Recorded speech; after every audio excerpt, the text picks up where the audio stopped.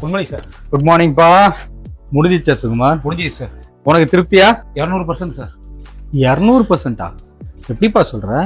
நிறைவா பண்ணிக்கிறேன் சார், எனக்கு திருப்தியா இருக்கு சார்.